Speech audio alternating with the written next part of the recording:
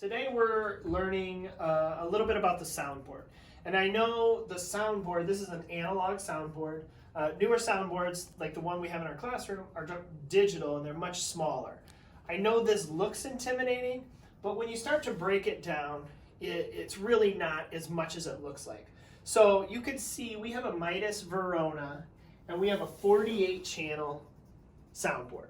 So starting all the way over here to 1, all the way up to 48, that means we have 48 different channels that we can control independently of each other.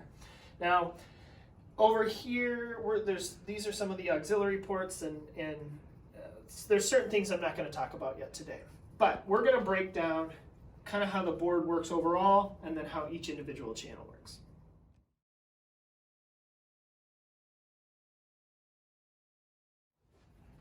All right, so we're going to start in the center of the board here where our main controls are.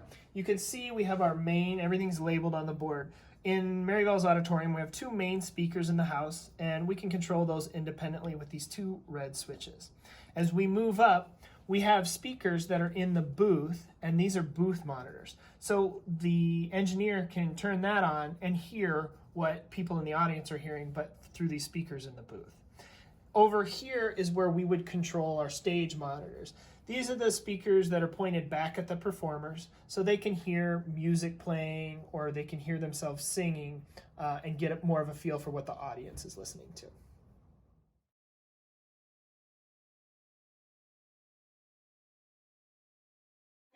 Now we're going to learn how a channel works. Over here, later on, we're going to set up and test a wireless microphone. And these wireless microphone channels are up here 33 through 48. So we're going to be using microphone 2, which is on channel 34. We start here with this fader. This fader controls the volume for the entire channel. If I put it up there, that's the loudest volume it can be at, and then all the way down here, no volume. As I move up, I have a mute button, which if you've used a radio before, you know that mute just turns the sound off for that channel. I move up to this dial here, which is the pan. This just adjusts the sound. If you want your sound to be coming out of your left speaker, you turn it all the way over to the left. If you want it to come out of your right speaker, it turns this way. I move up here. These are our auxiliary adjustments. We're not going to talk about those too much today, but when we get into audio flow, these become more important. Up here, these buttons are the equalizers. So the equalizers control the different types of sounds. So you have your bass, which is your lower frequency sounds, all the way up to your treble, which is your higher frequency sounds. This is more of a rough adjustment, and then to make more specific adjustments, you use this smaller knob. In between, we have 2 mids. A lot of times you'll only have 3 dials, but with this soundboard, you get a low mid and a high mid. Now, as we move up, this is the mic gain. So for when you're using a microphone, this is going to control not necessarily the volume of the channel, but how much sound that microphone is picking up. So if you had a really loud person, you would turn this mic gain up or turn this mic gain down because they're automatically going to be louder going into the microphone. If you had somebody that had a much softer, quieter voice, then you would want to turn their mic gain up. Finally, you have these buttons up here. This controls the phantom power. All of our handheld mics have batteries in them. That means that the microphones are powered through that battery.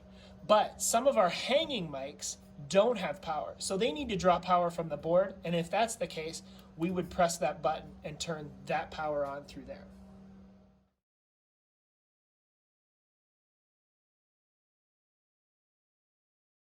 So next, we're going to turn on our microphone. First, we go over to our tower, and our tower is where all the power comes from. We've got our amplifiers in here, and then we've got the receivers for the wireless microphones. So as I said before, we're going to use microphone 2. We can see that it's on. We can see the group and channel that it's using. And then once we turn the mic on, now we can see the amount of sound coming in and out. And we get it tells us the battery levels. So during a show, we'd be able to see, hey, that battery's getting low. At intermission, we better change it.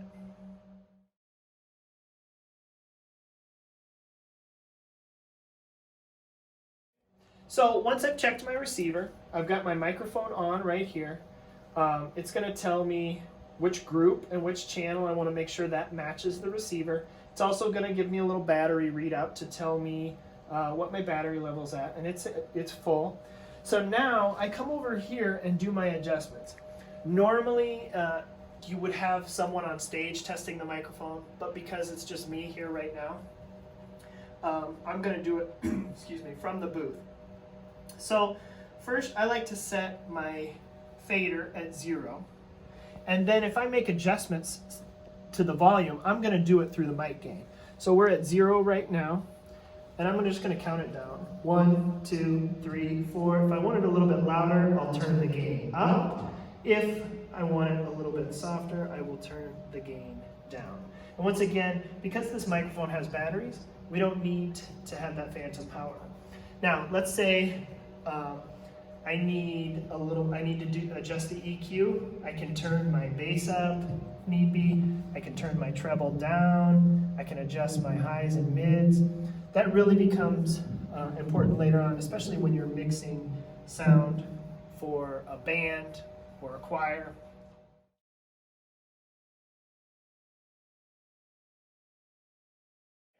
Some troubleshooting things that tend to happen to beginning technicians when they're using the soundboard. If you're not getting sound out of a microphone, you want to check your mutes and your mute here. If your mute is on, you're not going to hear yourself through the microphone. So you want to adjust that. If it's too loud, maybe you have your fader out, you want to be careful that these little lights don't get into the red. Okay, that's measuring the frequency. And so you want to keep those in that green area. The yellow one means that you're starting to get a little too loud. So feedback is that really uncomfortable noise you hear coming from the speakers. You really don't want to hear it if at all possible, but the reason that happens is, what happens is you get sound that goes into the mic, comes out of the speaker, and then when the microphone is either the gain is turned up too loud or it gets too close to the speaker, it's like a cycle, and it makes that awful noise. So I'm going to do it right now.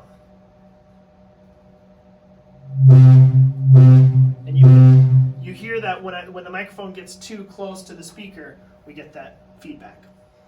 So once again with feedback, the feedback you heard earlier was a low pitch sound. So that might have been caused by too much bass. Now if you have too much treble, you might hear a feedback that sounds a little more like this. Both of them.